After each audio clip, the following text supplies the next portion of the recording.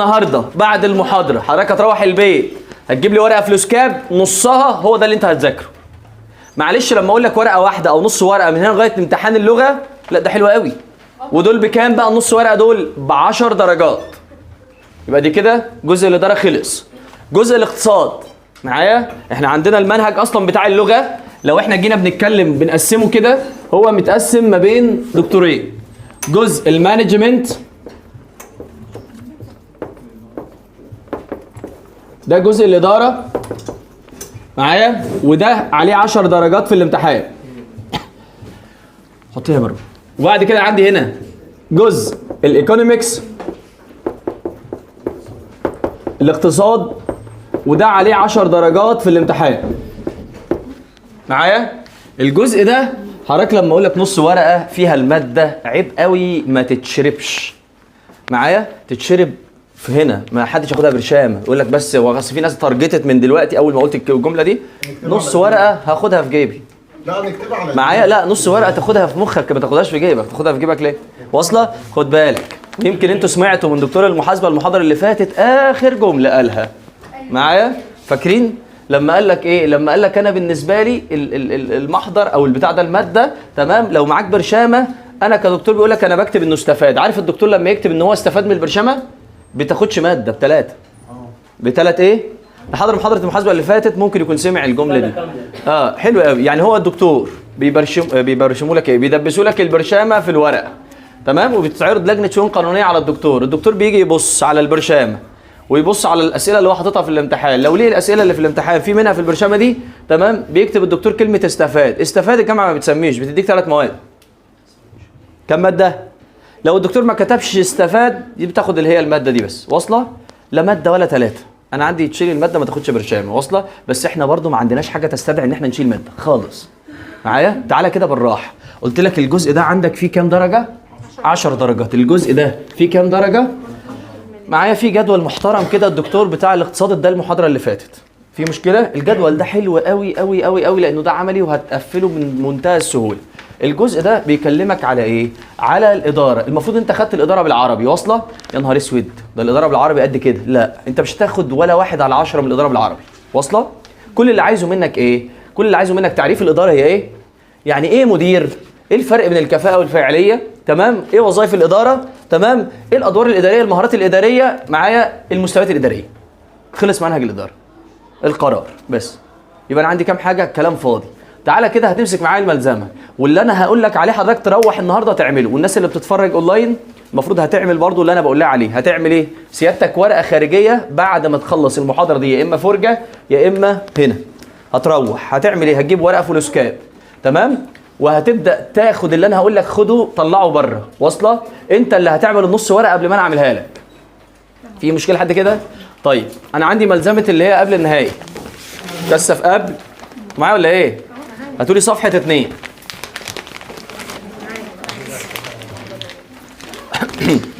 طبعا الأسئلة كانت عادة، وأنا يمكن قلت لكم قبل كده، هي 10 أسئلة صح وغلط. دلوقتي في النظام الجديد مفيش صح وغلط. يفترض القرار اللي في الجامعة إن مفيش صح وإيه؟ دي حاجة أحلى بالنسبة لك، حاجة أحلى. هيبقى موضوع اختياري. هيبقى موضوع إيه؟ اختياري. يا إما هيقول لك كده define عرف. هيقول لك ايه؟ define يعني عرف. واصله؟ المنهج كله هم اللي شفت اللي بالاحمر اللي في الاول دول، هم دول. واصله؟ طب انا ابدا منين؟ هتلاقي عندك اول عباره مانجمنت. define مانجمنت، عرف لي الاداره. معايا يا جماعه؟ at the process of planning, organizing, leading and controlling. هي الاداره as the process of هي عمليه بلاننج تخطيط، اورجنايزنج تنظيم، ليدنج توجيه، معايا كنترولينج رقابه. ليه؟ بعمل دول ليه؟ تو اتشيف اورجانيزيشن جولز. في حاجه بقى مهمه انا عايزك تعملها. في حاجه مهمه عايزك تعملها وركز معايا. يا نهار اسود وانا هحفظ الكلام الانجليزي ده كله؟ لا، حضرتك هتروح البيت النهارده هتاخد كلمه مانجمنت دي بره. واصله؟ في مشكله؟ اهم حاجه في كلمه مانجمنت ال4 كلمات اللي بينتهوا باي ان جي. دي اهم حاجه الدكتور عايزك تكون عايز يشوفها منك. دي اهم حاجه الدكتور عايز ايه؟ حلو قوي. وعندي عباره كده في الاخر او جمله في الاخر اسمها to achieve organization goals. العبارة دي هنحطها في كل الديفاين. يعني أي سؤال دي هتبقى نهايتنا. انتوا معايا ولا إيه؟ لا ما أنا عايز مش هوضح بقى أكتر من كده. طيب يا جماعة مش أنا عندي أي حاجة بعملها عشان أحقق أهداف المنظمة؟ هو الإدارة دي كلها أصلا موجودة ليه؟ عشان تحقق أهداف الإيه؟ يبقى هي كلها to achieve organization goals لتحقيق أهداف المنظمة. لتحقيق إيه؟ طيب أول حاجة المانجمنت، الإدارة هي إيه؟ مش تخطيط، تنظيم، توجيه، رقابة. تخطيط، تنظيم، توجيه إيه؟ يبقى أنت كده هتجيب لي كلمة مانجمنت وهتقول لي at the process of planning, organizing, leading and controlling. واصلة؟ طيب ليه to achieve organization goals هتلاقيها آخر 3 كلمات. شفتهم؟ ده ملخص. طبعا لو انت بقى عايز تكتب الاجابه كلها طبعا دي حاجه كويسه قوي. انا بتكلم على اللي عايز يختصر، اللي عايز ايه يختصر. هتكتب لي ايه؟ بصوا يا جماعه انا عايزك تكتر انجليزي وانت عضنك ما عندكش انجليزي، فهتعمل ايه؟ هتاخد السؤال كلمه ديفاين تنقلها تاني في الورق. خلاص كده؟ وهتاخد مع كلمه ديفاين كلمه مانجمنت. كلمه ايه؟ دي حضرتك مش من عندك، من ايه برضو؟ من ورق. واصله؟ يبقى انا خدت كلمه ديفاين وكلمه ايه؟ وكبر خطك. معايا؟ ركز كده بس. يعني هتكتب له بارت 1 مانجمنت وبعد كده ديفاين مانجمنت وبعد كده اد بروسيس اوف. اهم حاجه الكلام اللي عندك بالاصفر ده مهم جدا جدا جدا جدا. اهم حاجه عندك الكلام اللي انا معلم لك عليه بالايه؟ حلو قوي. يبقى الاداره اد بروسيس اوف بلاننج اورجانيزنج ليدنج اند كنترولينج اند ايه؟ ما تخافش برضو من السبيلنج، هو مش هيحاسبك بدقه قوي يعني على السبيلنج. واصله؟ بس اهم عباره عندي اللي هي في الاخر اللي احنا هنحطها جنب اي نهايه اي سؤال اللي هي ايه؟ to achieve organization goals. واصله؟ عرفتوا الاداره يعني ايه؟ يبقى لو قال لي كده في الامتحان اختياري as the process of planning, organizing, leading and controlling management ولا manager ولا efficiency مثلا؟ management. واصله؟ يبقى هو يجيب لك التعريف كله ويقول لك الاختياري بتاعه. في مشكله لحد كده؟ في مشكله لحد كده؟ طيب تعالى بقى على السؤال الثاني الا وهو المانجر. تاني عندك حاجه المانجر معايا. بصوا يا جماعه ديفاين مانجر، عرف لي المدير. بصوا يا جماعه المدير ده شخص مسؤول. شخص ايه؟ عن تحقيق اهداف المنظمه. معايا the person responsible هو شخص ايه؟ the person responsible هو شخص ايه؟ مسؤول to achieve organization goals. ايه ده؟ يعني انت ممكن بتقول كده the person responsible for coordinating of other people. الكلام ده كله ممكن اكبر له عادي ممكن. معايا؟ يعني اعمل ايه؟ هو دلوقتي بيقول لي تعريف المدير. طبعا يا جماعه بصوا انا بتكلم الحد الادنى. الحد الايه؟ الحد الادنى اللي ما ينقصكش عن ال20 يعني تاخد الدرجه كامله برضه. واصله؟ طيب تاني واحد اسمه مانجر. تاني واحد اسمه ايه؟ انا معلم لك عند ايه؟ عند المانجر. مانجر هتنقلها تاني ذا بيرسون. واصله؟ ريسبونسبل هو شخص مسؤول. هو شخص ايه؟ وحاطط لك كده في الاخر to achieve the organization ايه؟ goals. to achieve organization goals. صعب. خد بالك هتعمل ايه النهارده؟ هروح البيت هنقل السطر بتاع المانجمنت وهنقل السطر بتاع المانجر. واصله؟ وبعد كده هنقل السطر بتاع الافشنسي. على فكره كل اللي هتلاقيك واخده هنا حوالي 11 سطر او 12 سطر. الورقه الفلوسكاب فيها حاجه 20 سطر. انتوا معايا ولا ايه؟ ايوه والله. انا بحس مش عايزك بقى ايه، خد بالك دول 250 ورقه الكتاب. انا ملخصين 250 ورقه في كام ورقه؟ عيب قوي بقى، مفيش اختصار اكتر من كده. والله بنعلمها. انا هجيب طيب. بنتي هي كتب احنا بنجيبها منين؟ على بتاع ده ما تخليش اتكلم عشان اللايف عشان لو بلاش اتكلم، بلاش الكلام في يلا. طيب بعد كده efficiency doing define efficiency. define عرف لي الكفاءة. عرف لي ايه؟ بصوا يا جماعة الكفاءة ان نهاياتك دايما تكون صحيحة. يعني ايه نهايتك تكون صحيحة؟ معايا؟ عارف انت الواحد بيعمل حاجة بالشعرة يبقى في واحد يعمل الصح في اي وقت وفي واحد نهايته دايما ايه؟ يعني واحد خد مثلا ثانوية عامة في 13 سنة دي نهايته صحيحة؟ هو خد ثانوية عامة، هو عمل الصح بس بعد 13 سنة. واصلة؟ لكن الكفء انه ياخد الثانوية عامة في كام سنة؟ 3 سنين. واصلة؟ يبقى اذا كلمة efficiency تعني الكفاءة. تعني الايه؟ وتعني الكفاءة يعني doing things right فين؟ في الاخر. right فين؟ يبقى عند كلمة efficiency لازم الاقي كلمة right فين؟ معلم لك على الاجابه بتاعه السؤال ده بالاصفر. واصله؟ يعني هي الحته دي بس. والله هتكتبي كده define efficiency doing things right. عايزه تجودي في الامتحان to achieve organization goals. نحفظ بالشبه. انتوا معايا ولا ايه؟ نحفظ بالشبه. نعم. يا ريت نحفظ بالشبه. هنحفظ ماشي بالشبه ماشي. كان في واحد بيقول لي قبل كده مانجمنت، اكتب مانجمنت عادي ما عنديش مشكله. اللي بعده. نعم حقيقي؟ لا ممكن حته صغيره بس يعني تعتبر اللغه كلها يعني. لا لسه فيها عرض، لا استنى بس انا هنا النهارده ان شاء الله النهارده هديكم اللغه كلها عدا كلمتين يعني. طب يلا بس عشان ما نضيعش وقت. يبقى انا عندي efficiency doing things right. ماذا تعني الكفاءة؟ الكفاءة ان نهاياتي تكون ايه؟ صح. يبقى doing things ايه؟ right. يبقى define efficiency معايا define efficiency doing things right to achieve organization goals لتحقيق اهداف الايه؟ المنظمة. طيب بعد كده عندي كلمة اسمها effectiveness. كلمة اسمها ايه؟ effectiveness دي الفاعلية. مش كل كفء فعال. لا كل كفء فعال لكن مش كل فعال كفء. خد بقى يعني ايه فعال اصلا بس الاول؟ هو حد فعال هو بيحقق اهدافه بس امتى؟ شغال. حلوه شغال دي. effectiveness؟ لا يعني بالراحه كده effectiveness ابقى اسمعي في الفويس وشغال. effectiveness اللي هو الفاعليه efficiency الكفاءه. طيب يبقى اذا يا جماعه effectiveness يعني ايه؟ doing the right thing. doing the right ايه؟ لاحظ فرق بين efficiency و effectiveness كلمه right. انتوا معايا ولا ايه؟ efficiency right فين؟ وeffectiveness right فين؟ خد بالك بقى معلش بس الناس اللي بتقول لي يعني والله حتى ما طلعوا نص ورقه. عارفين ليه؟ لان انت لو تلاحظ كل سطر اصلا في كام كلمه اللي بقول لك ركز عليها؟ 4 في المانجمنت، كلمتين في المانجر، 3 كلمات في efficiency. ده سطر والنبي؟ ده مش سطر حتى. واصله؟ طيب effectiveness فيها كام كلمه برضو؟ 3. هو يا جماعه الناس اللي مش معاها ملزقه بص انتوا في صدمه، حاسس ان في حاجه غلط، واكلين حاجه. انا مش عايزين يعني ايه معايا؟ ان شاء الله هنقفله على فكره الحمد لله بفضل الله معايا. وخد بالك بس انا مش هينفع اقول كده دلوقتي، بس ان شاء الله في المراجعه هتاخد ورقه امتحان تخش تلاقيها ان شاء الله باذن الله يعني. واصله؟ فمش عايزك تقلق، انا مش قلقان، مش قلقان من الامتحان خالص يعني مش قلقان من الامتحان معايا.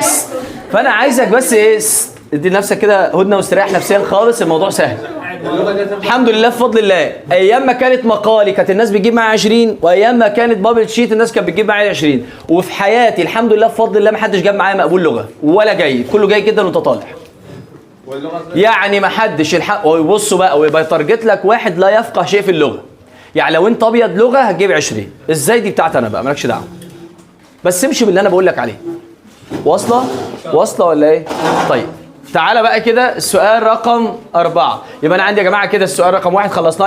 المانجمنت ذا بروسيس اوف بلاننج اورجنايزنج ليدنج اند ايه؟ كنترولينج معايا تو اتشيف اورجنايزيشن جولز تحقيق اهداف المنظمه. المانجر ذا بيرسون ريسبونسبل فور كوردينيتنج او ذا بيرسون ريسبونسبل لحد تو اتشيف ايه؟ اورجنايزيشن جولز. وبعد كده قلنا efficiency الافشنسي الكفاءه تعني ايه؟ doing things right. وبعد كده قلنا الافكتفنس الفاعليه doing the right thing. doing the right ايه؟ صعب لحد كده؟ في مشكله لحد كده؟ يبقى احنا وصلنا لحد رقم كام؟ 4. 5 و6 و7 و8 اركنهم لي دلوقتي. مش اركنهم لي اللي احنا هنسيبهم، احنا هنقولهم في نفس المحاضره. بس هم ايه؟ هم ال4 وظائف بتوع الاداره اللي هم الاورجنايزنج معايا والبلاننج والليدنج والكنترولينج. طيب معلش اصبري بس. تعالى بقى السؤال اللي هو رقم 9. define a decision القرار. بصوا يا جماعه القرار معايا. قلت للناس في المحاضره اللي فاتت لما يكون ما عنديش وسيله اروح بيها بيتنا غير المترو، هل يبقى انا اخد قرار؟ في عندي مساحه اخد قرار؟ امتى اخد قرار؟ لما يكون عندي ايه؟ اكتر من بديل. لما يكون عندي ايه؟ على الاقل 2 وانت طالع. على الاقل كام؟ is it choice هو اختيار from 2 من 2 or more او اكتر. from 2 or ايه؟ more من 2 او اكثر من البدائل. من 2 او اكثر منين؟ يبقى اذا يبقى القرار is a decision. معايا القرار تعريف define a decision. عرف لي القرار. القرار is a choice. is it ايه؟ انتوا ماشيين معايا خطوه بخطوه يا جماعه؟ is a choice from two or more alternatives. اثنين او اكتر من الايه؟ من البدائل. حضرتك طب هختصر في ده ايه؟ والله ما في اختصار، حاولت مش لاقي حاجه اصفرها لك هنا، فهو كلها معانا. انتوا معايا ولا ايه؟ واصله لحد كده؟ طيب على فكره هو شكل الملزمه هنا كبير، لما تروح تنقلهم في ورقه فلوس كاب معايا وتفضل كل يوم مثلا معدي عليهم كده مره. واصله؟ ايوه كرر السطر 10 مرات. تعالى بقى مانجيريال.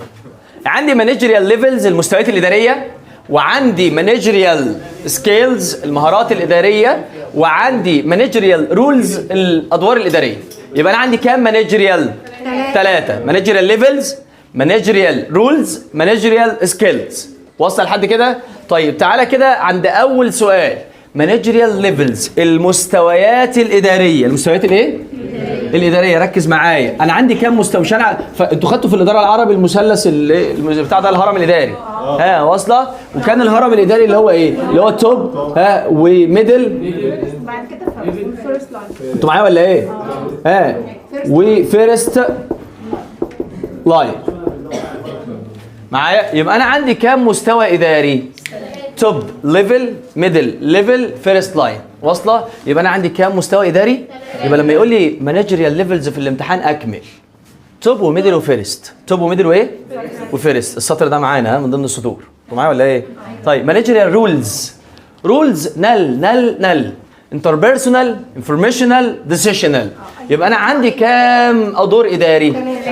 واصله؟ يبقى انا عندي اول حاجه كام مستوى اداري؟ توب وميدل وفيرست لاين. توب وميدل وايه؟ فيرست لاين. توب وميدل وفيرست. وبعد كده عندي مانجيريال رولز الادوار الاداريه.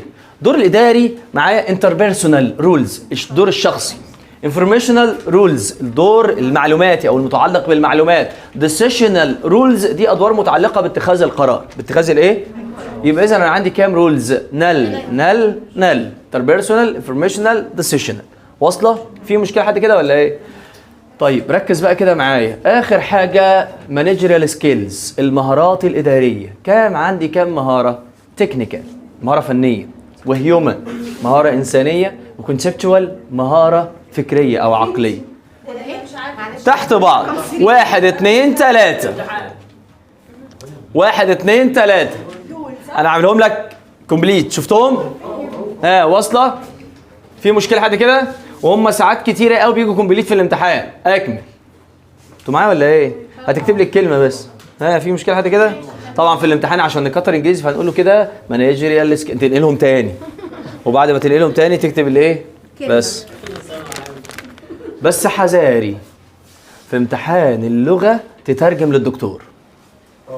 يعني مثلا ما تكتبلوش بقى ايه توب ليفل يعني الاداره العليا يا ريس، الميدل ليفل اللي بقى لو انت ترجمت له في الامتحان هيحاسبك على السبيلنج زي ما قال الكتاب. بتترجم لي انا هيقول لك كده، فبلاش. واصله؟ ما تترجميش عربي في الامتحان. هتترجميني ولا انت كنت ناويه؟ لا اوعى معايا. محدش يحلوا لي البتاع انجلش بس.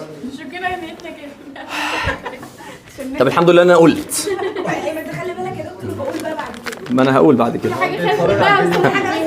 طيب مانجيريال سكيلز. يبقى انا عندي مانجيريال ليفلز، مانجيريال رولز، مانجيريال سكيلز. مانجيريال ليفلز توب وميدل وفيرست لاين. مانجيريال رولز انتربيرسونال، انفورميشنال، ديسيشنال. مانجيريال سكيلز المهارات الاداريه تكنيكال وهيومن وكونسبتوال. واصله؟ تكنيكال وهيومن وكونسبتوال. في مشكله حد كده؟ في مشكله؟ واصله؟ يبقى انا عندي مهاره فنيه، مهاره التكنيكال يعني مهاره فنيه معايا يا جماعه، وهيومن مهاره انسانيه، وكونسبتوال مهاره فكريه. في مشكله حد كده؟ في مشكله حد كده؟ السؤال ده انا ليه حادثه معاه قلت لكم قبل كده. كان معايا طالب اسمه شادي بياخد معايا درس معايا، وكان جاي واسطه يعني من حد. فاول مره داخل عليا كان اداره عربي، كنت بشرح الاداره بالعربي. فهو داخل عليا كده ايه، قابلته عندنا ناحيه شبرا. فداخل عليا واحد معايا فحاطط في ودنه هاند فري بقى وعمال يترقص في الشارع كده. اول مره اللقاء بيني وبينه يعني. فقابلته، فاول ما دخل عليا قلت له استنى بس قبل ما تعمل اي حاجه خدت لقيته بيسمع مهرجانات. طبعا ده عشان اقعد اقول له بقى وظائف الاداره تحتوي على الاتي. طبعا ده شكرا. معايا؟ ايوه بالظبط. انت حكيتها لكم قبل كده؟ انا اول مره عشان طبعا الفضول. هي الفكره بس ان الواد ده قاعد خد معايا الاداره 3 سنين ويسقط فيها. طبعا هو بصوا يا جماعه الفكره في ايه؟ انا قلت له انا بطلت اداره خلاص يا شادي، مش هشرح اداره تاني. انا بقى الفكره انا مش عارف هو بيسقط ليه. الواد ده كنت افتح كتاب الاداره، والله افتح كتاب الاداره في اي حته في الكتاب اساله السؤال يرد عليا رد بصوا يعني دكتور اداره معايا. اي حته في كتاب الاداره كله قلت له انا نفسي افهم فين المشكله، انا مش لاقي حاجه اشرحها لك انت كده. فطبعا قلت له خد ورقه امتحان اهي واقعد قدامي في ورقه فلوسكاب وجاوب الامتحان ده هنا. انا عايز اعرف هو بيسقط ليه معايا. هو بس هي كانت الغلطه كانت فيا برضه. بصوا يا جماعه هو ده اول ما جاري، فانا قلت لكم ما ينفعش اشرح له بالطريقه الاكاديميه دي او اتكلمه كلام بلغه عربيه، لان كده ده شكرا ان هو مهرجانات وبيترقص. فبالتالي عشان انا اشرح له بالطريقه بتاعتي، فانا قلت لك في اكتر من طريقه المفروض ان الواحد يوصل بيها المعلومه على حسب اللي قدام، على حسب الايه؟ يعني انت لما تيجي تخاطب مثلا لازم تخاطب بالطريقه اللي. فطبعا اول حاجه قلت له بص يا عم الحاج مش عارف، فالسؤال ده من ضمن قلت له بص يا عم الحاج لازم المدير ده يبقى حلو مش عارف ايه، فحكيتها له بالطريقه الايه؟ عشان يفهمها وتوصل.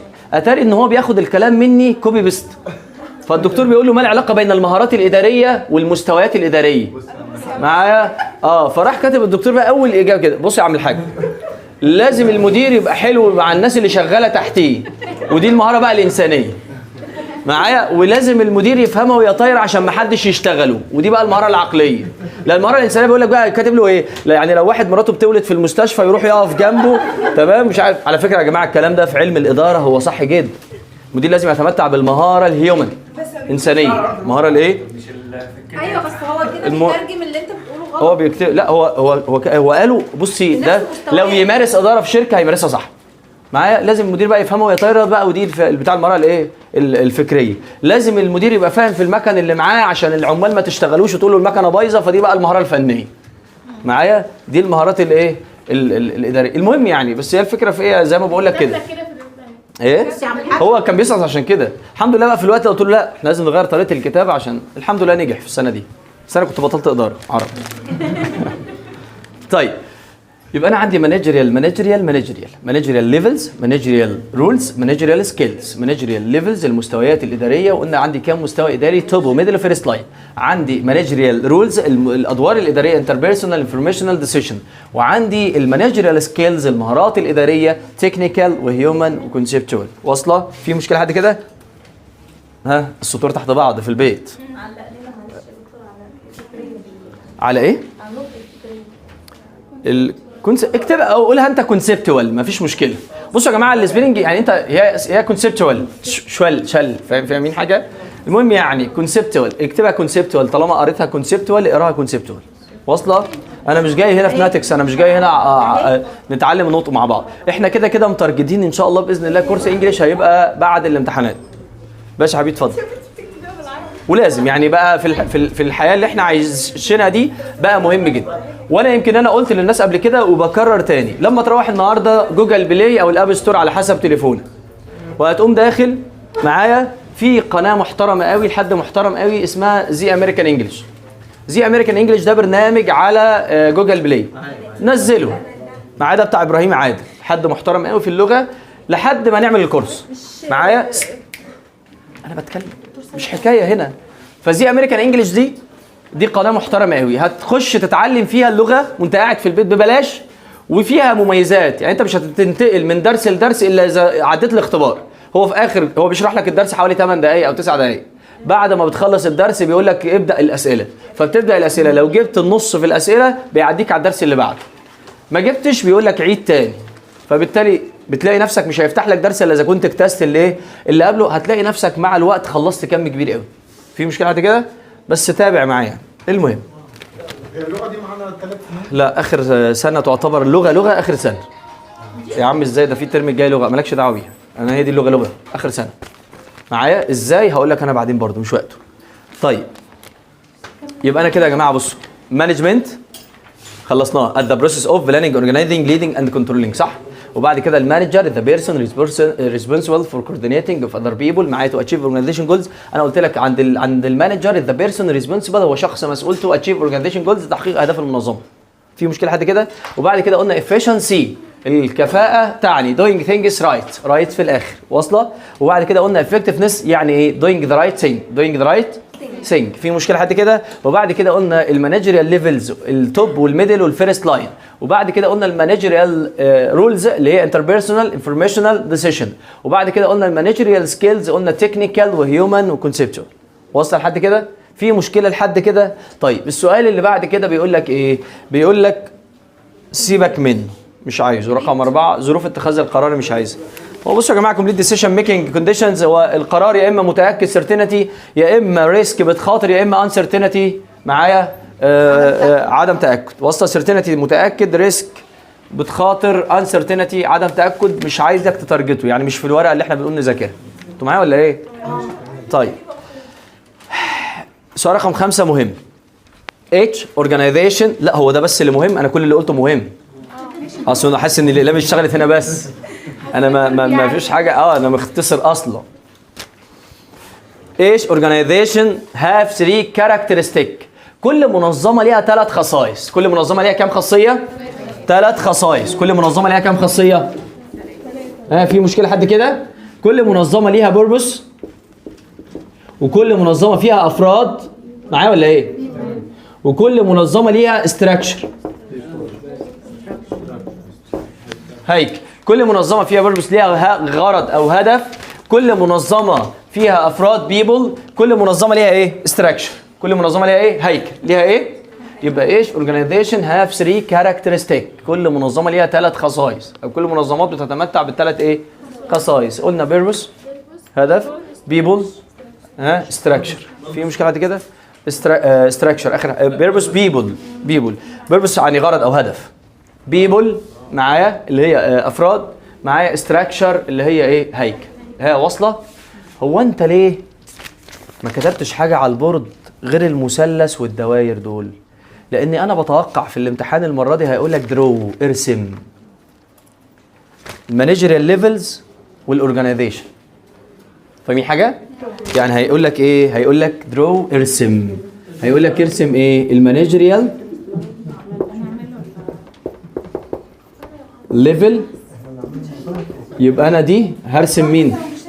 المثلث معايا. وبعد كده ممكن يقول لك ايه؟ رسم لي الاورجانيزيشن. انتوا معايا ولا ايه؟ الرسمتين دول بكام درجه؟ لما بيجوا ب3 درجات وهيجوا بنسبه كبيره قوي. انا كاتب لك عندك على فكره تحت في اخر الصفحه 3 draw the following. واصله؟ ارسم العبارات دي صح؟ واول واحده المانجيريال ايه؟ ليفلز. شفتوها؟ توب وميدل وفيرست. ولو قلبت الصفحه الناحيه الثانيه هتلاقيني بقول لك برضو درو ارسم ايه؟ الاورجانيزيشن. ارسم المنظمه. ارسم الايه؟ انتوا معايا ولا ايه؟ اللي هي نعم. لو رسمنا وكتبنا بيبول مكان لا عادي. المهم تكتبهم بس. واصله؟ خد بالك احنا ما بنقولش جديد. هو مش المانجيريال ليفلز قلناها؟ وايش اورجانيزيشن جولز قلناها؟ انتوا معايا ولا ايه؟ في كاركترستيك اللي هي الخصائص بتاع المنظمه ولا ايه؟ في مشكله حد كده؟ طيب فانكشن اوف مانجمنت. وظائف الاداره كم وظيفه؟ وظائف المنظمه الاداره بلاننج مانجمنت فانكشن اوف مانجمنت. السؤال ده بيتكرر. سؤال رقم 6. انتوا معايا ولا ايه؟ فانكشن اوف مانجمنت ذا بروسيس اوف بلاننج اورجانيزنج. خد بالك على فكره السؤال ده لما بيجي بمرتين. مره في شكل ديفاين ومره في شكل كومبليت. اكمل. واصله؟ يبقى ديفاين مانجمنت ات ذا بروسيس اوف بلاننج اورجانيزنج ليدنج اند كنترولينج صح؟ وبعد كده مثلا لو قال لك كومبليت تمام هتقول له ايه؟ بلاننج اورجانيزنج ليدنج اند ايه؟ كنترولينج. واصله؟ كده خلصنا اللغه. طب يا عم الحاج في الاربعه دول بقى في الاولويه بعدين. معايا؟ طيب السؤال ده بس كده الدكتور للاسف بيحبه. السؤال الاخير ده معايا اللي هو decision making process. خطوات اتخاذ القرار. خطوات الايه؟ بصوا يا جماعه بس قبل ما نروح للسؤال ده سيبوا بس دلوقتي على ال5 و6 و7 اللي احنا سيبناها. فاكرينهم؟ واصله ولا ايه؟ احنا قدامنا قد ايه نخلص الماده؟ بس قدامنا 3 دقايق. خلصنا جزء الاداره. تمام. ومحدش يقول لي كتير عشان الجزء ده اهو. فاهمين حاجه؟ انا ما ذاكرتش، انا فتحتش غير الورقه دي. الورقه دي لو جيت بصيت هتلاقي النص الاولاني ده اصلا محتويات المنهج، فدي مش معانا. انا بس عايز اعرفك الكم اللي حضرتك بتذاكره قد ايه. ده كده مش معانا. اللي معانا مين؟ نص ده. تعالى الناحيه دي، اللي تحت ده مش معانا. اللي فين؟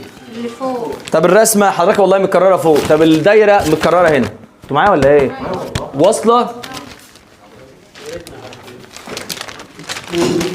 احنا قلنا 5 و6 و7. انا عندي امتحان لغه الجمعه الجايه صح؟ عندي الجمعه امتحان. بصوا يا جماعه، يمكن انتوا بس ما تعرفوش القصه عندي. انا اصلا لما تكون بتاخد معايا كورس وما بتحضرش الامتحان، انا اللي ما بيحضرش بمشيه. ده التارجت. المفروض ان كل الناس اللي اساميها عندي ما بتحضرش بمشيها، او حاجه تانية. يعني الحمد لله بفضل الله في ايام المراجعه النهائيه عاده الحمد لله القاعه كامل العدد، فانا بقول لهم استبعدوا مين ما يخشش، اللي ما دخلش امتحانات وقفوه على باب ودخلوا واحد تاني. فاهمين حاجه؟ فهي وجاب درجه قليله. انا ما نبهتش لده، يعني انا ما قلتش ده عشان مش هحاسب عليه، بس هي الفكره. نعم، من سنه من الترم اللي جاي اللي هيحضر معايا وما يخشش الامتحان شكرا، انا مش عايزك. الترم الجاي ان شاء الله الجمعه الجايه. قولي.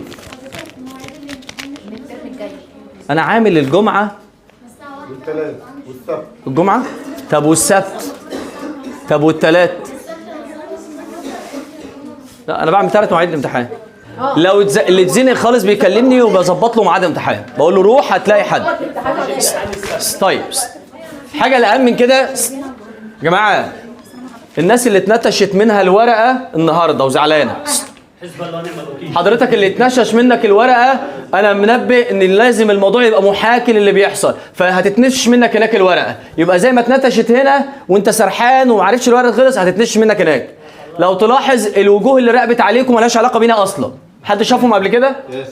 لا سيبك من ياسر النهارده كده طارق، لكن اللي بيحضروا يوم الجمعه دي وجوه غريبه اصلا. والله الناس الثانيه احسن من ياسر معايا وناس يعني بتسيب لكم الامتحان ولا لا لا لا لا. طيب لا والله. هو فين ياسر؟ جاي. ممكن حضرتك قبل ما تخلص تعيد مسألة الحاسبة بتاعت القوانين ماشي عشان ماشي فينا مش ماشي. طيب هات لي سؤال رقم 5 5 و6 و7. 5 و6 و7 و8. اللي هم دول. انا يا جماعه 5 و6 و7 و8 هم وظائف الاداره. انا عندي كام وظيفه في الاداره؟ 4. واصله كام وظيفه؟ 4. في مشكله حد كده؟ طيب بصوا يا جماعه، لما يقول لك define function او لو جه قال لك كده عرف لي controlling function وظيفه الرقابه، define controlling ايه؟ function. معايا؟ بصوا يا جماعه، جنب اي وظيفه هتكتب العباره اللي جنب كلمه بلاننج دي. شفتوا كلمه بلاننج؟ مكتوب ايه جنبها؟ مكتوب كده the function that involves.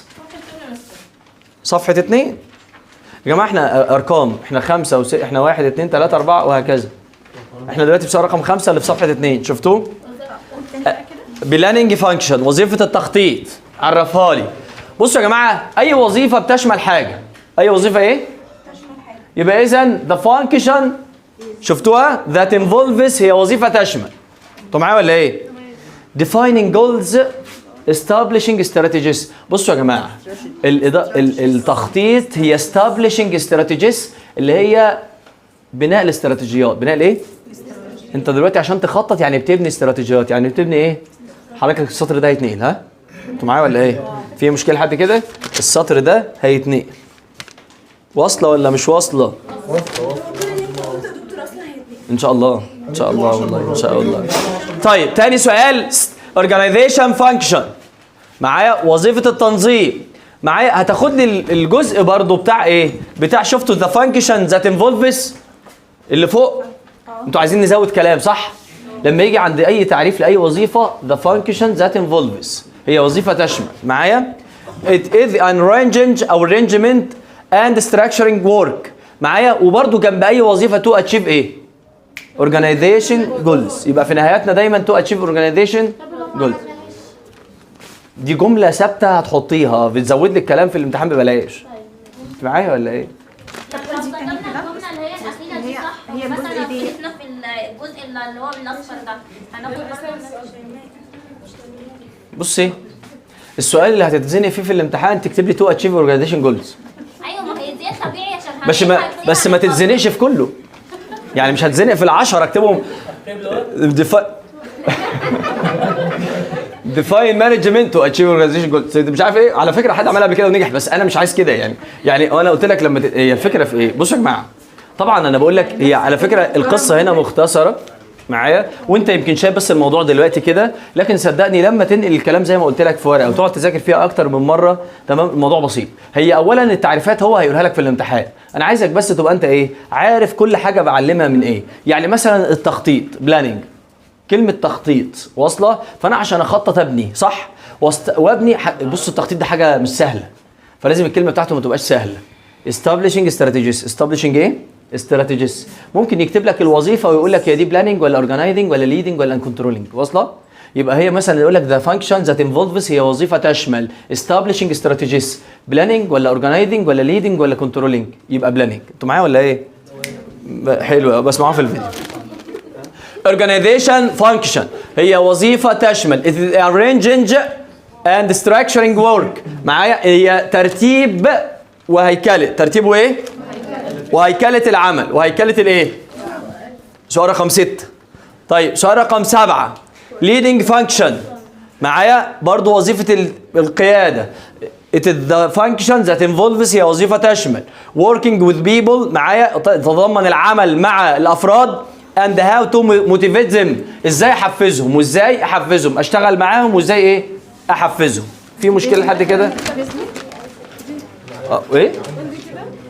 motivate them، motivate اكتبوها كده، motivate them، motivate. هو طبعا يعني انطقيها بالطريقه اللي تناسبك انت، معايا؟ انا مش جاي احاسبك دلوقتي على النطق، انا عايزك تكتبيها، تنطقيها بالطريقه اللي تعرفي تكتبيها بيها، معايا؟ عيب اكتب لك جنبها بالعربي، يعني مثلا ما ينفعش اكتب لك كلمه انجليزي واقول لك جنبها نطقها بالعربي موتيفيت زم، ده والله عادي يا راجل اسكت. لا الحركه دي بايخه قوي يا جدعان، يعني حته ان انت تعمل كده، في ناس بتعمل كده موتيفيت صح زم، ده عيب الكلام ده، يعني بلاش الحركه دي. نطق بالكلمه برضه مش فاهمين حاجه. لاحظوا لما كانت بتتكتب كده، كانت بتتكتب في كتاب ما بيتباعش الا في اتوبيس هيئه النقل العام بربع جنيه. هي ده مستواها. موتيفيت. طيب بصوا بقى، هو سؤال معايا وبيحبوا. اللي هو ده سؤال رقم 7 وكلهم كنترولينج كله هيجي. بصوا بقى، بصوا يا جماعه، بس استنى بس، احنا على فكره يعني قلت لك هو الموضوع كله في الاخر هيختصر في نص ورقه، انت هتعملها لنفسك الاول وبعد كده انا بعملها لك. في مشكله لحد كده؟ طيب السؤال ده اللي هو decision making process، خطوات اتخاذ القرار، هو بيعملوا السؤال ده او بيديه دايما في اخر المحاضره، تمام؟ وهو متنرفز عليكم اصلا، فالموضوع ايه يعني، خدوا كده احتياطي على جنب للظروف. هيجيبوا صبرا بس. هو لسه هيقولها وظيفه الرقابه دلوقتي. نعم انا ما قلتش وظيفه الرقابه؟ ده لسه سؤال، معلش. وظيفه الرقابه بصوا يا جماعه، عشان اراقب لازم اشوف الاول صح؟ عارفين المونيتور؟ سمعتوا عن كلمه مونيتور؟ شاشه. يبقى مونيتورنج الاول، واصله اشوف، وبعد كده كومبيرنج اقارن، وبعد ما اقارن كوريكتنج اصحح. انتوا معايا يا جماعه؟ يبقى اذا انا لازم اشوف واقارن وبعد كده ايه؟ اصحح. ورك بيرفورمانس، اداء العمل. في مشكله لحد كده؟ طيب دي كل التعريفات اللي في المنهج، خلصت. مانجمنت معايا 4 كلمات. efficiency عيب، كلمتين ونص، تمام؟ effectiveness كلمتين ونص، واصله؟ ايوه، ما هو ده يعني انا بكلمك المنهج اللي احنا عمالين ناخده ايه؟ معايا مانجيريال ليفلز ورولز وسكيلز. ليفلز 3 كلمات، سكيلز 3 كلمات، رولز 3 كلمات. في مشكله لحد كده؟ طيب الكلام ده مش صعب خالص على فكره، لما تفتح كتاب اللغه وتعرف قد ايه انت وفرت حوالي من 200 ورقه، نص ورقه، تعرف الحمد لله. بصوا يا جماعه، انا كان زمان فيها عاده بعملها لما بشتغل جامعه القاهره، انا بنزل ملزمه المراجعه 170 او 160 ورقه، 130 ورقه وانت طالع. فكره جامعه القاهره اضرب في 10 مادتك واصله. فلما بخش معاهم المحاضره بلغي من 130 ورقه 50. بيقول الحمد لله ده انت زي الفل واصله. كنت بعمل معاكم انتوا الحركه دي، كنت بنزل 50 ورقه واجي هنا في البتاع ده انزل كام، نقعد نلغي نلغي نلغي، فلاقي نفسك لغيت لك 30 ورقه فانت بتفرح قوي بال20. فاهمين حاجه؟ احنا بصوا يا جماعه العامل النفسي تمام ملغي، اذا مزنوق في دي ملغي، يلا مزنوق في دي ملغي واصله. فبالتالي انا كده لغيت لك ايه كام ورقه؟ انا لغيت لك المنهج. انتوا فاهمين حاجه؟ بس ما انت لازم تعرف انت في كليه. يعني موضوع سيبك بقى من موضوع العباره والكلمه اللي شبهها وتحت والجو ده. ماشي الطريقه ان شاء الله باذن الله. decision making process، خطوات اتخاذ القرار. خطوات الايه؟ بصوا يا جماعه، يعني عشان تقول لي انت خدت قرار في حياتك وتقول لي انا خدته بالطريقه دي، يعني ايه خدته بالطريقه دي القرار؟ يعني define problem، عرفت المشكله فين، وبعد كده allocating data، بدات اجمع داتا عنها، وبعد كده analyzing data، حللت الداتا دي، وبعد ما حللت الداتا developing alternatives، انا بدات اطور بدايل، وبعد كده حللت البدايل analyzing alternatives، وبعد كده selecting alternatives، اخترت بديل، وبعد كده implementing معايا نفذت، وبعد كده evaluation of decision effectiveness، شفت فعاليه القرار اللي انا خدته. واصله؟ طيب بص يا سيدي، انت عندك خطوات اتخاذ القرار 8. اول حاجه بتشوف المشكله فين، وبعد كده تبدا تجمع المعلومات عنها او الداتا، وبعد ما تجمع المعلومات عنها تبدا تحلل المعلومات دي، وبعد ما حللت المعلومات دي تبدا تطور بدائل، تحط بدائل، وبعد ما حطيت بدائل تبدا تحلل البدائل اللي انت حطيتها، وبعد ما حللت البدائل تبدا تختار بديل، وبعد ما تختار البديل تنفذه، وبعد ما تنفذ البديل تشوف انت كنت صح ولا غلط. نكتب له كده بالعربي. انتوا معايا؟ لا بص يعني عندك مشكله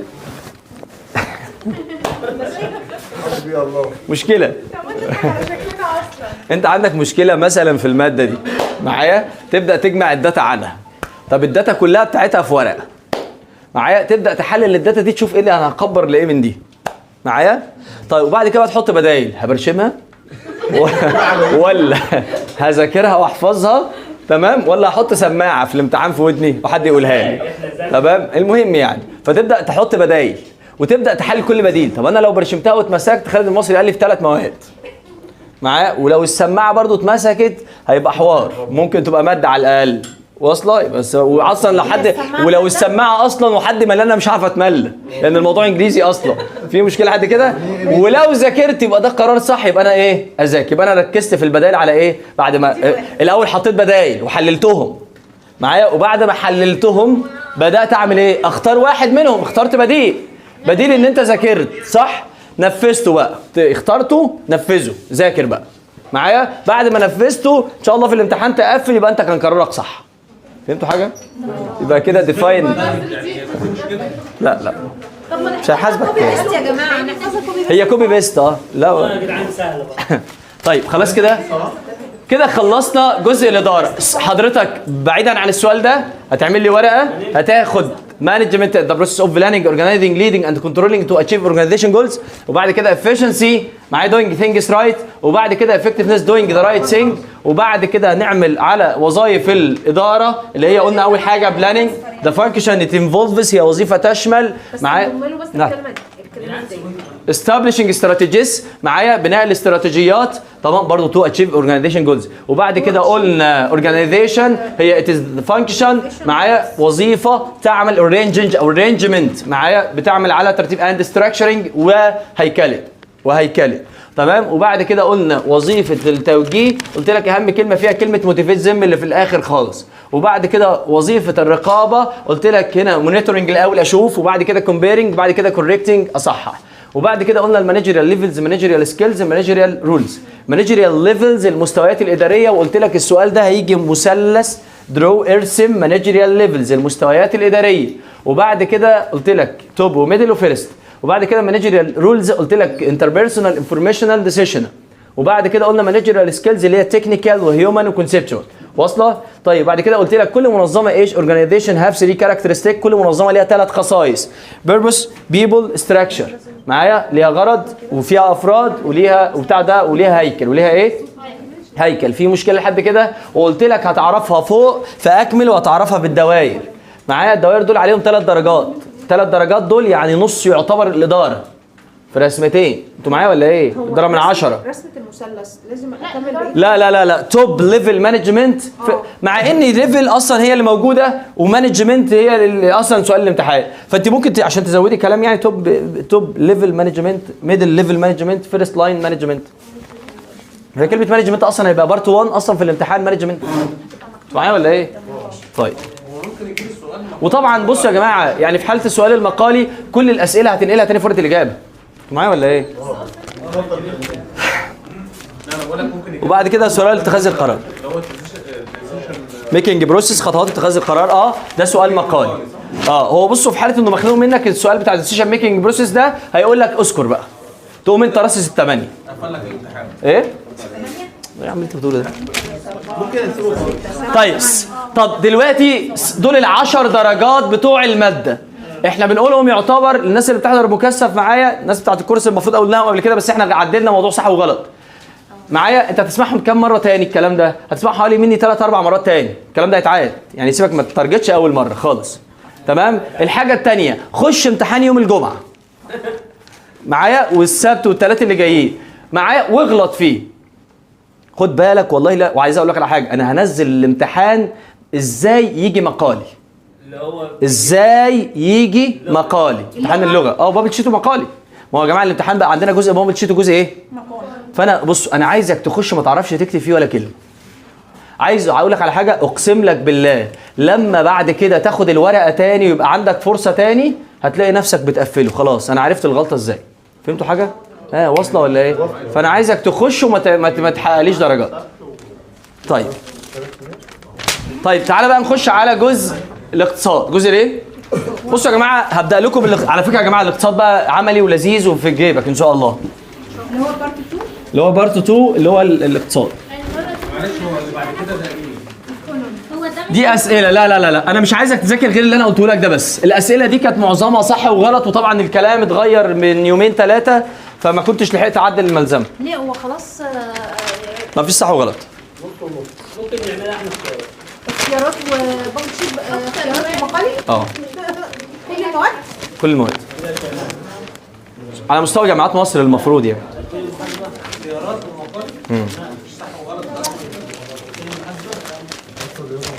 طيب تعالى كده الاقتصاد. خد بالك احنا قلت لك معانا حاجه كويسه قوي الا وهي العملي اللي في المنهج. واصله؟ طيب ركز كده بس معايا. احنا عندنا الاقتصاد عاده متقسم لحاجه اسمها الديماند طلب، وحاجه اسمها السبلاي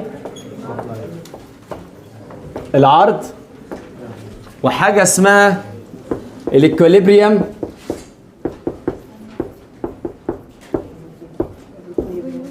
توازن. في مشكله حاجه كده؟ عندنا السبلاي الديماند الطلب، سبلاي العرض، اكوليبريم التوازن. عندنا حاجه اسمها برايس السعر، عندنا حاجه اسمها كوانتيتي الكميه.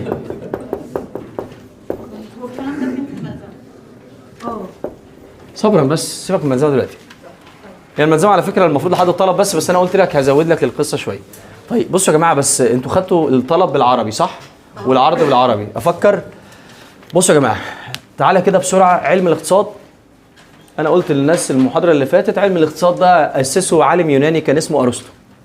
وارسطو قال لك ازاي اريح الزوجه او ربة المنزل اللي هي تدير دخل زوجها الغير محدود لاشباع حاجته الغير محدوده. فبدا يحط قواعد لاداره المنزل. كلمه اقتصاد اصلها كلمه يوناني الاصل اصلا نسبه لارسطو اسمها اوكايوس نوموس. اوكايوس نوموس يعني اداره قواعد المنزل. اوكايوس نوموس اداره قواعد الايه؟ المنزل. طيب اتعدلت للكلمه الشهيره اللي احنا كلنا عارفينها الايكونومكس. انتوا معايا ولا ايه؟ ايكونومكس الاقتصاد. واصله؟ يبقى اصلها كلمه يوناني اسمها اوكايوس ايه؟ نوموس. المهم ارسطو لما حط العلم ده الكلام ده وصل للامير، فالامير قال لك ايه ده؟ طب ما يجي يدير اموال الدوله. ما هو طالما حط قواعد للبيت، ما هي الدوله بيت كبير. واصله؟ ومن هنا ارتبط الاقتصاد بالسياسه. معايا؟ جه واحد بعد كده اسمه الفريد مارشيل وادم سميث. لا مش انتوا هنا، سنه ثانيه الناحيه الثانيه انا جاي لكم. ألفريد مارشال وادم سميث قال لك ايه؟ قال لك نفصل الاقتصاد عن السياسه، وادم سميث مؤلف كتاب حلو قوي اسمه ثروه الامم، لو عرفت وعندك وقت تقراه بعد الامتحانات. واصله؟ المهم ما عرفش يفصل الاقتصاد عن السياسه، لان من لا يملك القوه لا يملك القرار. من لا يملك الايه؟ لا يملك القرار. تمام؟ انت بتمارس الاقتصاد في حياتك؟ والله. وانا لما بظبط المنبه الساعه 12 بالليل عشان انا عندي محاضره الصبح الساعه 8 فبقتصد في وقت نومي. انتوا معايا ولا ايه؟ لما اكون نازل من بيتنا النهارده ومعايا 120 جنيه في جيبي، فبالتالي انا عايز النهارده اعمل كذا وكذا وكذا، ما انزلش من بيتي اروح ماكدونالدز اول حاجه. ما انا صرفت 80 جنيه و90 جنيه ولا 100 جنيه كده خلاص، يبقى انا خربت الدنيا. اخش عند عم فتحي بتاع الفول ماشي، بترجتها كده، بحاول ارتب القصه. لو قابلت حد من اصحابي النهارده انا مش عازمه، لو عرفت ولقيت فرصه ان اتعزم حلو. معايا؟ انت بتعمل ايه دلوقتي؟ بتعمل اقتصاد. تمام؟ هو الاقتصاد جاي اصلا منين؟ معايا؟ يمكن انا قلت قبل كده، قلت للناس كانت عندي فيه مشكله حاصله بيني وبين زوجتي. كان في دخله الشتاء اللي فات. معايا؟ قالت لي انا عايزين لبس، انا عندي بنوتين وعايزين بقى كذا وكذا وكذا، المهم عايزه لبس العيال شتوي، ما عندهمش شتوي خالص. معايا؟ فراحت قالت لي عايزه 4000 جنيه، كان 4000. معايا؟ كذا وكذا وكذا وكذا. لا مش هدوم شتوي يعني، ده ترنجين وبتاع. لا اصبر، ده انا جاي لك. انا فاكر القصه دي. الكلام ده بقى كان ايه؟ اول يوم. استنى بس. استنى عشان انا ما سمعتهاش. ولا ايوه. حكيتها قبل كده، كان في حد برضه في الاونلاين والنت قطع، فقال لي معلش ايه المشكله اللي كانت بينك وبين زوجتك؟ تعالى بس كده، القصه في ايه؟ هي عايزه حاجات كتيره قوي. عايزه ايه؟ بس هي حاجات كتيره. المهم انا بقى بصوا يا جماعه، هي عايزه حاجات ب 4000 جنيه ده مبدئيا كده. تمام؟ انا اديتها 1500 جنيه. قلت لها شبرقي نفسك بقى واعملي حسابك مع العيال. معايا؟ خد بالك هي عايزه مش حاجه واحده، هي عايزه حاجات متعدده. معايا؟ الفلوس اللي انا اديتها لها ايه؟ الموارد بتاعتها محدوده ولا لا؟ في مشكله حد كده؟ عارف ده عمل ايه؟ عمل بيني وبينها مشكله عاطفيه. المشكله اللي حصلت عاطفيه، يبقى اذا المشكله الاقتصاديه جايه منين؟ من تعدد الحاجات ومحدوديه الموارد. فعملت ايه؟ في حل للمشكله دي؟ حد يعرف يحلها؟ يعني ايه عايز على الاقل 4000؟ انا اديتها كام؟ لا استنى 1500. انا عارفه الحل بتاعها. ماشي، المهم يعني. لا طيب هقولها انا بقى، هقول لك انا عندي حل، لان انا درست اقتصاد. واصله؟ قلت لها تاخدي 1000 ونص دول وتروحي الاولويات ونجيبها. لو رحت الوكاله ممكن تجيبي براندات محدش هيعرف انت جايباها من الوكاله. على فكره الوكاله كان زمان، يعني كان زمان بيبقى فيها حاجات جديده على فكره. لا فيها لا دلوقتي ما تروحش وكاله، خلاص باظت. كل اللي في الوكاله خدوه مصريين لبسوه رجعوه تاني الوكاله، باعوه في الزنقه اللي احنا فيها. فعلم الاقتصاد هو العلم الذي يبحث في كيفيه حل المشكله الايه؟ واصله؟ المهم يعني اساس علم الاقتصاد هو عرض وطلب. ولاحظ دايما في كلامي لما شرحت لك رياضه ولما شرحت لك لغه اهو معايا، دايما بقول مين الاول؟ العرض. يا جماعه العرض هو الاساس. حب العرض صح؟ لان العرض هو، بصوا يا جماعه احنا شعب مستهلك مش منتج. واصله؟ فبالتالي العرض هو اللي متحكم فينا. العرض هو اللي ايه؟ فبالتالي تعالى كده يا سيدي بقى، يبقى انا عندي حاجه اسمها الديماند. حاجه اسمها ايه؟ والديماند او الطلب معايا، there are inverse relationship between price and quantity demanded. مش فاهم حاجه. عندنا الطلب علاقته بصوا تعالى كده بس الاول. بس انا عرفت الحل برضه بين المشكله.